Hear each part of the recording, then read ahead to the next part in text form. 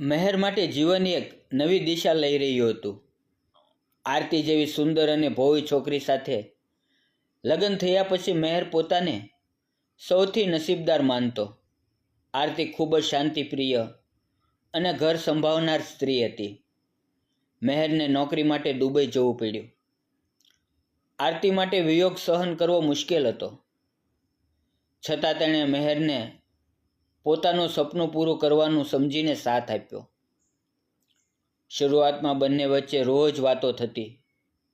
Video call, message અને ફોનથી બંને જોડાયેલા રહ્યા. પરંતુ એક દિવસ આરતીનો સ્વર બદલાઈ ગયો.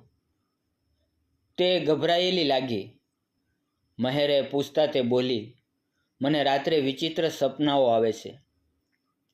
જેમ કે કોઈ મને અંધારામાં ખેંચીને જાય છે. મને એવો ભય લાગે છે જે શબ્દોમાં સમાવી શકતી નથી." મહેરે એને સમજાવવાનો પ્રયત્ન કર્યો. "એ તો સપનાઓ છે. આરતી, તું શાંતિથી આરામ કર." કોઈ દિવસો પછી આરતીનો સંપર્ક જ તૂટી ગયો. ફોન બંધ, મેસેજનો જવાબ નહીં, વિડીયો કોલ પિકઅપ નહીં. મહેર એકદમ અસ્તવ્યસ્ત થઈ ગયો. તેણે સતત પ્રયાસ કર્યો પણ કોઈ જવાબ ન મળ્યો. દુબઈમાં બેસીને ખૂબ બેચેન થતો રહ્યો. આખરે એણે નક્કી કર્યું કે ભારત પાછો જઈને હકીકત જાણવા જવું પડશે. ઘેર પહોંચતા ઘર તાળું લાગેલું હતું. પાડોશીઓએ કહ્યું કે ઘણા મહિના થઈ ગયા છે. કોઈને આ ઘરમાં આવતા જોયા નથી. મહેરનું દિલ ધબકતું બંધ થઈ ગયું. આરતી ક્યાં ગઈ? શું થયું હશે? એ પ્રશ્નોએ તેને ઘેરી લીધો. મહેર પોતાની સસુરાલ જઈને પૂછપરછ શરૂ કરી. ત્યાંથી પણ કોઈ ખુલાસો ન મળ્યો. એક દિવસ રસ્તામાં તેની મુલાકાત આરતીની સખી સોનલ સાથે થઈ. સોનલને જોઈને મહેર કહેવા લાગ્યો, "સોનલ, આરતી ક્યાં છે? તું મળી છે એને?" સોનલ થોડી ગભરાઈ ગઈ અને કહ્યું, "ભાઈ, હમણાં જ હું સાઉદી અરબમાંથી પરત આવી છું.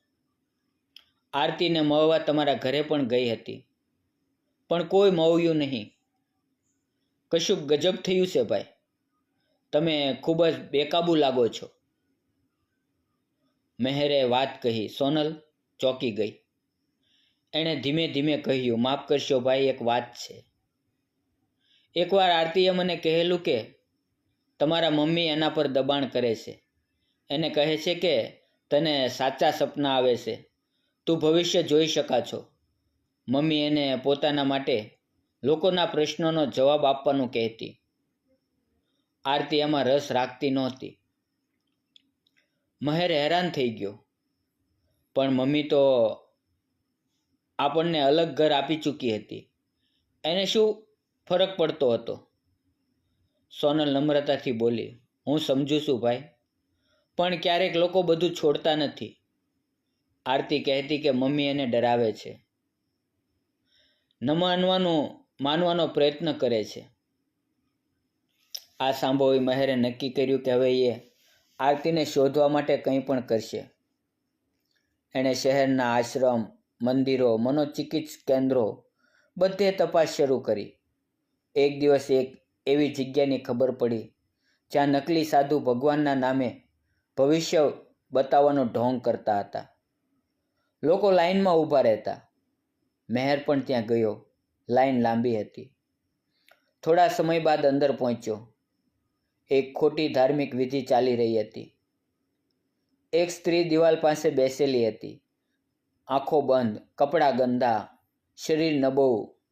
શરીર પર નશાની અસર સ્પષ્ટ દેખાઈ રહી હતી. મહેરે નજર નજીકથી જોઈ. એ આરતી હતી. "આરતી?" એ દીવાનગી ભરી રીતે દોડી ગયો. આરતીને ઝંઝોડવા લાગ્યો. બધા લોકો જોઈ રહ્યા હતા. નકલી સાધુએ તેને પાછો ખસેડવાનો પ્રયત્ન કર્યો તો મહેરે તેને ધક્કો માર્યો. પછી પોલીસ બોલાવવામાં આવી. પોલીસે તપાસ શરૂ કરી અને સાધુની બધી સચ્ચાઈ બહાર આવી. સાધુએ કહ્યું, હું તો માત્ર દલાલ છું. એ સ્ત્રીની માતા એટલે કે મેહરની મમ્મી એના દ્વારા પોતાનો ધંધો ચલાવતી. આરતીને નશો અને દવાઓ આપી રાખીને લોકોના પ્રશ્નના જવાબ અપાવવા માટે એને અહીં લાવી હતી. મેહરના પગ તળેથી જમીન ખસી ગઈ. પોતાના જ પરિવારના વ્યક્તિ એના પ્રેમને ગેરફાયદા માટે ઉપયોગ કરે છે એ જાણીને એ પાગલ જેવો બની ગયો. પોલીસ એની મમ્મી પર ગુનો દાખલ કર્યો. તેમની ધરપકડ કરી. આરતીને હોસ્પિટલમાં દાખલ કરવામાં આવી. તે ગંભીર નશામાં હતી. આરતીના હાથમાં સીરિયા, દવાઓ અને ઇન્જેક્શનો કાઢવામાં આવ્યા. મેહર રોજ મુલાકાતે જતો. આરતી જોતી, મેહરને ઓળખતી, પણ ખૂબ ભયભીત હતી. ધીમે ધીમે એ સામાન્ય થઈ. એક દિવસ આરતી બોલી, મેહર, તું આવતો રહ્યો હોત તો કદાચ હું તૂટી ન ગઈ હોત. મેહર બોલ્યો, માફ કર આરતી, મને ખબર ન હતી કે તારા જીવનમાં એવું કશુંક ચાલી રહ્યું છે અને હવે હું તને કદી એકલી નહીં છોડું.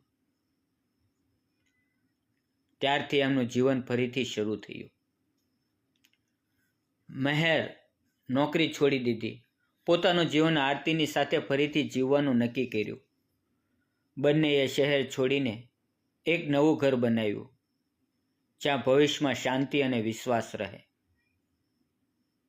મેહરના માથે હજુ પણ એ લાગણી હતી કે પોતાનું જ લોહી એની લવ સ્ટોરીનો દુશ્મન બની ગયું. પરંતુ હવે એના માટે માત્ર આરતી જ મહત્વની હતી. આરતી હવે સ્વસ્થ હતી, પણ મનમાં થયેલી એ રીત ભૂલી નહોતી શકતી, પણ આવી રીતે જીવી રહી હતી.